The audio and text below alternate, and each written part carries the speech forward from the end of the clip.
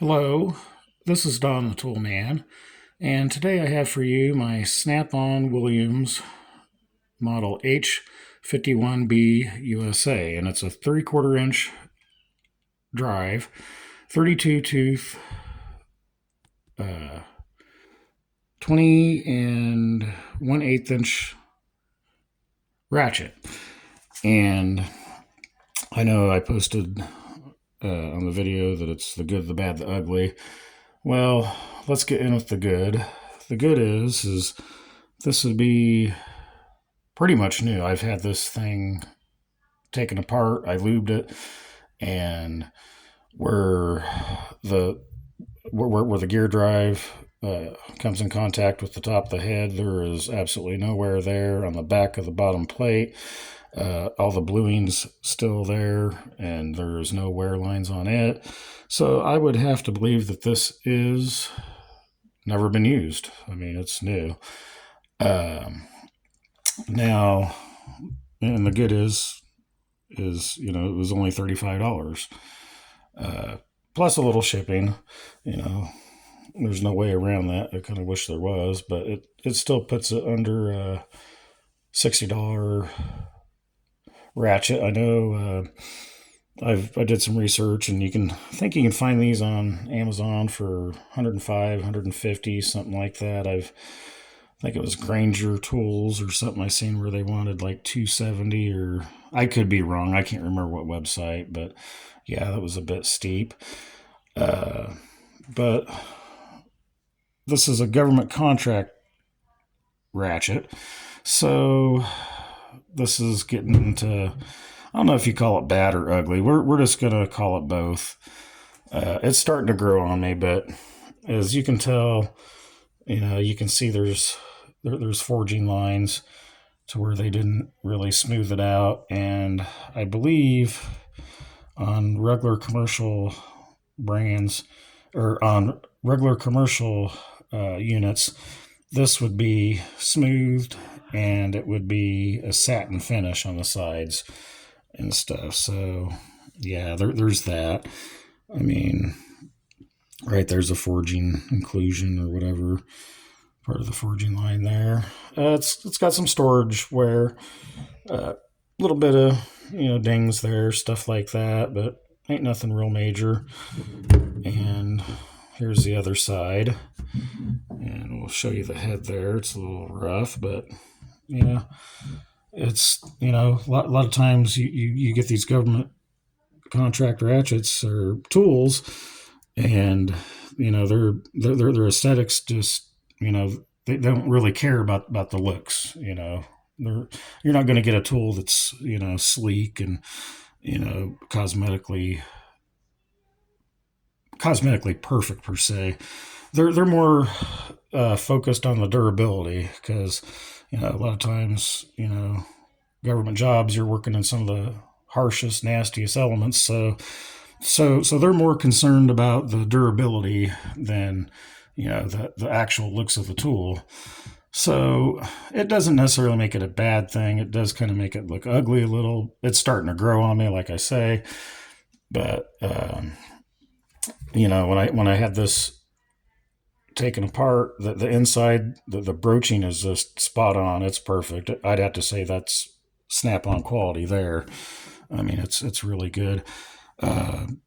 It's kind of like a mix mash of 1970s Snap-on to 1930s 40s Williams, kind of put together and stuff. So I do like it. I do like this. I do like this I-beam style here. It really makes it strong. But for a 20-inch 3/4 drive ratchet, I think it's a pretty good value. It's a pretty good deal, and I'm pretty pleased with it. This I don't have any 3/4 inch sockets, but primarily because they're pretty expensive. I've been looking them up, and they're anywhere from $20 to $30 a socket, and that's used. I don't know what new would be. I'm sure I probably wouldn't want to know, but yeah, that's just on the used market, and that's just for one socket. So I plan on getting a 3/4 to 1/2 inch reducer, and I'm just going to run my 1/2 inches on it. This here's going to be primarily my 1/2 inch breaker bar. Whenever I've got something a little bit stouter and I don't want to run a 1/2 inch and worry about damaging it or something, I can break this out. And I guess with these lines, I guess it's not that big of a deal. I mean, it'll help hide the scratches, dents, and dings. It'll keep your eyes busy looking at that. And I mean, it's a tool. It's a tool that you're going to use. So it's I guess it's not jewelry, but to some people that's a big deal, though. I mean, they like to keep their tools nice. I do too. I like to keep my tools nice as can be, but that's not always possible. When you got to get a job done. I get that. And a few things I want to there's a couple more things I want to point out.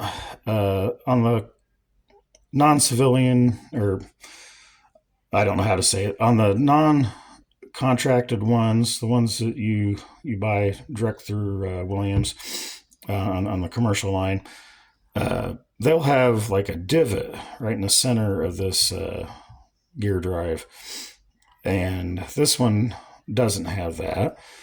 And another thing that I find kind of odd is let me zoom in a little closer. This is where the pawl seats inside the plate there. And on the ones that I've looked at that are not contract models, they have a hollow divot in the center.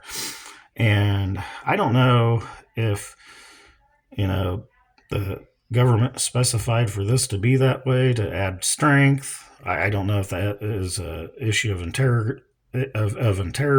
Excuse me, I can't get that word out.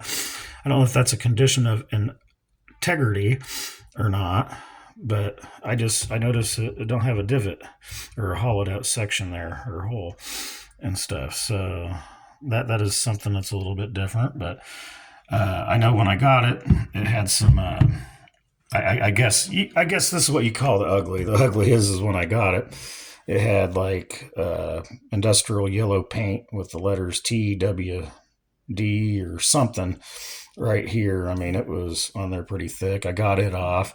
And then on this reverse side here, it had in big bold red lettering, crew number 9. So it took a little work, but I got it off and stuff. So I'm happy about that. I really didn't want that on there. I hate seeing tools with paint on them and stuff. So yeah, that was the first thing that went. And then I got her taken apart, lubed up and stuff. But yeah, she don't sound too bad. And then you just flip her over. It works. It's a little hard to do this with one hand, but yeah, there. Yeah, 32 teeth there, if I hadn't said that already.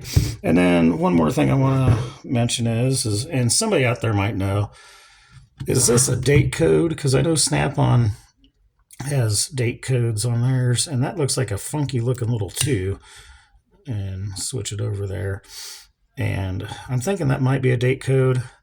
I know I watched a video on, I believe, Catus Maximus. Yeah, I watched his video, and he wasn't sure when these come out. He was thinking that they were from the 70s, and yeah, and I can kind of get where he would get the idea at.